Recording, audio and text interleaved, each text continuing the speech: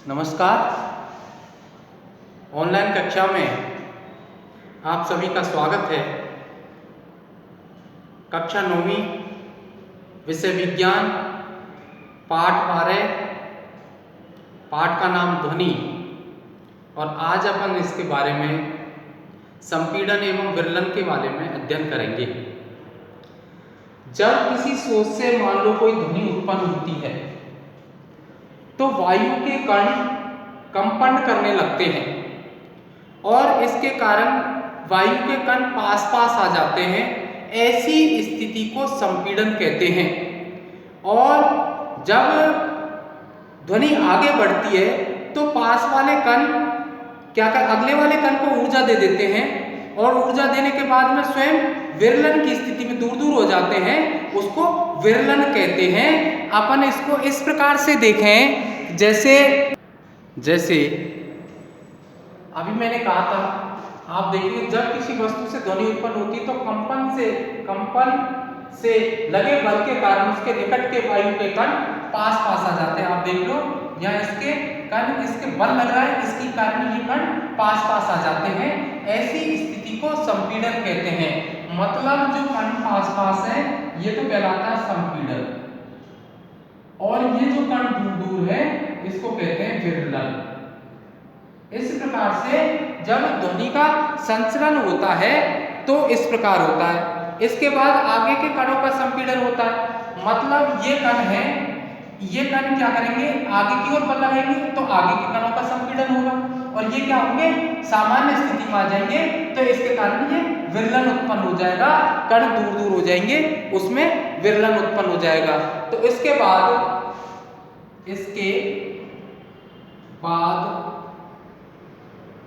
आगे के कणों का संपीड़न होता है तथा पीछे के कण सामान्य स्थिति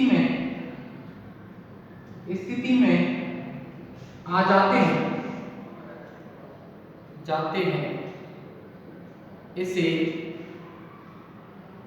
इसे विरलन कहते हैं। दो स्थिति बन रही है, एक तो संपीड़न, कण पास पास आएंगे। जब कोई व्यक्ति बोलेगा, ध्वनि उत्पन्न होगी तो कणों पर एक बल उत्पन्न होगा और बल उत्पन्न होने के कारण इसके कण पास पास में आ जाते हैं, इसको तो कहते हैं संपीड़न। और जब ये कण आगे के कणों को बल प्रदान करते हैं, ऐसी स्थिति में ये सामान्य स्थिति में आ जाते हैं, कण दूर दूर हो जाते हैं, इसको विरलन कहते हैं। संपीड़न तथा विरलन का अब देखिए, संपीड़न एवं विरलन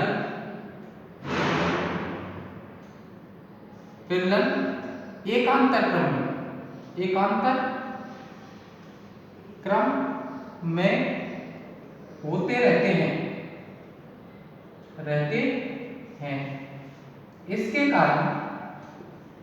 इसके कारण ध्वनि आगे की ओर वृद्धि करती है। मतलब कहने का ये है कि जैसे संपीड़न हुआ, फिर उसके बाद विरलन हुआ, फिर संपीड़न हुआ, फिर विरलन हुआ। इस प्रकार ध्वनि आगे बढ़ती रहती है, कण अपनी माध्य स्थिति के इर्द गिर्द कंपन करते रहते हैं। इस प्रकार से ध्वनि का संचरण होता रहता है। अपन संपीड़न तथा विरलन को इस प्रकार से भी अपन समझ सकते हैं। ये कोई माध्य स्थिति है, ऊपर की ओर संपीड़न हो रहा है, नीचे की ओर विरलन हो रहा है, तो इसको तो कहते हैं संपीड़न, और इसको स्रंग भी कहते हैं, और इसको विरलन, और इसको गर्त कहते हैं। इसका मतलब एकांतर क्रम में ध्वनि आगे की ओर बढ़ रही है, स्रंग गर्त ऐसे चलती रहती है। मतलब संपीड़न, उसके बाद विरलन, फिर संपीड़न, फिर विरलन, संपीड़न, विरलन, इस प्रकार से ध्वनि आगे बढ़ जाती है। अब देखिए संपीड़न वाला जो क्षेत्र है, संपीड़न वाले क्षेत्र में क्या होता है कि दाब अधिक लगता है और दाब अधिक लगने के कारण घनत्व अधिक होता है। संपीड़न वाले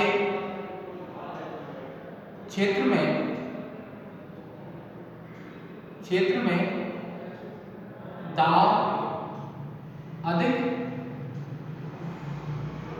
लगता है, अतः घनत्व भी अधिक होता है। जबकि विरलन वाले क्षेत्र में दाब कम लगता है तथा घनत्व भी कम होता है। इस प्रकार से हम कह सकते हैं कि ध्वनि का संचरण के लिए माध्यम के घनत्व में परिवर्तन के कारण होता है। इस प्रकार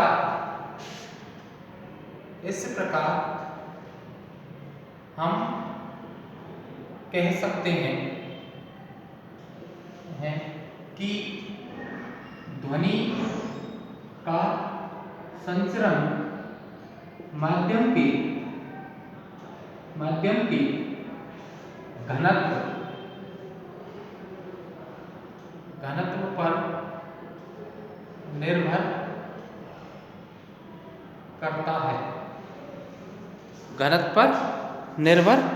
करता है। ध्वनि तरंग क्या है?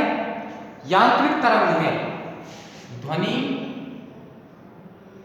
तरंग यांत्रिक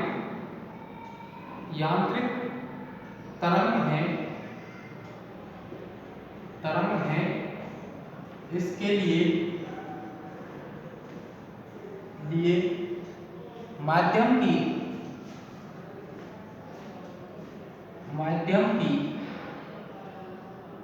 वायु, जल, स्टील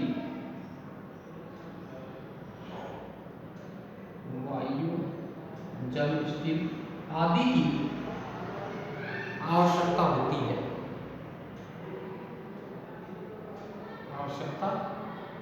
है। नोट: ध्वनि का संचरण निर्वात में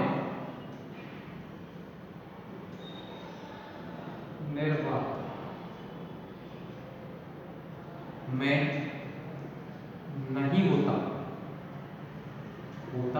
है।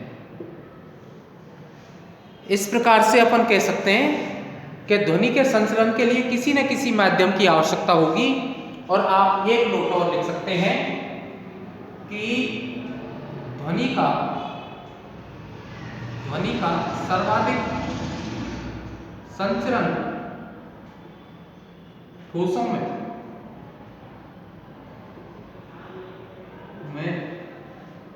होता है। इस प्रकार से आप संपीड़न और विरलन के बारे में समझे और इसके अंदर भी अपन ने किस प्रकार से ध्वनि संचरित होती है, घनत्व का परिवर्तन कैसे होता है, और ये आज अपन ने पढ़ा। अपन इसके बाद में निर्वात में ध्वनि का संचरण नहीं होता है, इसका एक प्रायोगिक सत्यापन करेंगे, लेकिन ये कल करेंगे। जब तक के लिए धन्यवाद, नमस्कार।